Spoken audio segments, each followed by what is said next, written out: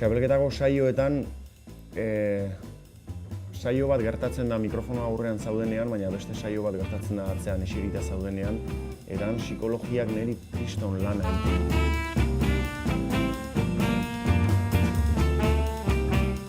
Saioak zeure buruaren kontrako burruka nahiko latzak izaten dira, zeren segun eta bersoaldi bakoitzetik nola eseri zaren, etxizenezake pixka bat edo indartu zindezke edo oso psikologiaren kurba gorabeheratsua izaten da eta nahiko borroka zaila.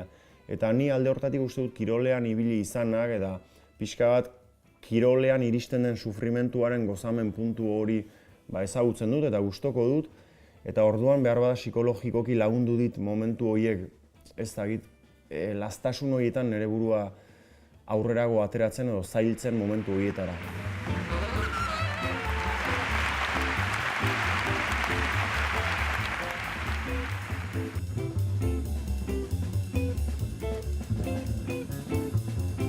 Bueno, guk gure entrenamenduari esker, askotan turmalet ordubeten azpitik igotzeagatik jende harrituta gelditzen da. Eta ni harrituta gelditzen naiz, bertsolariek zer errestasun daukaten edozein egoera errima eta neurri jakin batean deskribatzeko, ez?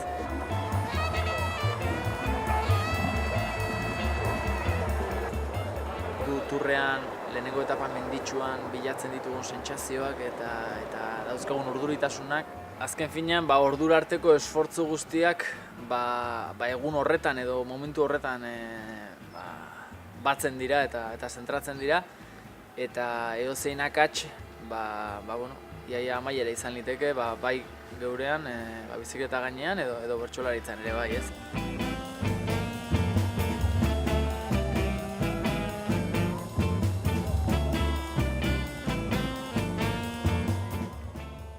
Eta nik uste dut psikologikoki zailtzen kirolak desente lagundu didala.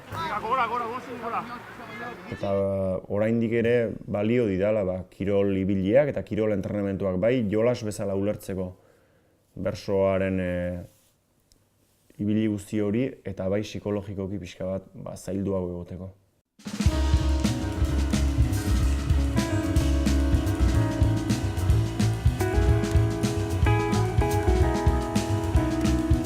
Kirolari batek edo bertsolari batek txapelketa egunerako edo lehiaketa egunerako egiten duela, kontzientemente edo inkontzientemente prestaketa bat. Eta prestaketa horretan bai garrantzitsu dire disiplina, prestaketa...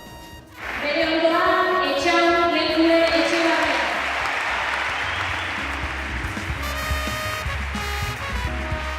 Getasun izen da, hileterdi bet, lehenengo saiotik azkenen gora, eta norberak uste dugu nahiko tranquil dauela, gero txapelketa behin paseta esaten zuen ingurukoa, eskerrak amaitu dan, ze zu aguanto egin bezala txapelketan zauzenean, ez? Lehenengo mendate hori iritsi aurretik, betiko urduritasuna, tentsio handia, ez dakit, sentsazioak aurkitzeko irrika hori, ez?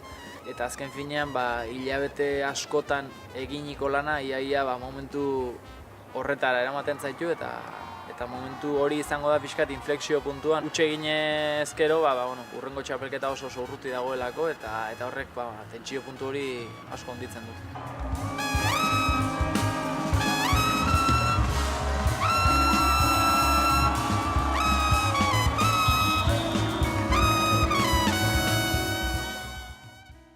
Oso modu amateurrean ibili izan naiz kirolean eta orduan guretzat oso jolas izan da kirola eta naizta oso modu lehiakorrean hartu, azkenean bukaerako emaitza guztien relativizazio horrek eta oso modu jolastian bizi izan dut. Eta berso alde hortatik, antzeko era hortara ere bizi dut, naizta txapelketan pixka bat lehia baten kontestuta antzezpen horretan sartzen garen, nik pixka bat bai geure lagunarteko edo herriko futbol taldearen ibilia bizi dudan bezala, neure berso ibilia ere saiatzen naiz transzendentzia gehiegirik ez ematen eta izatekotan ere alden ongien eta pixka bat modu divertigarrienean hartzen.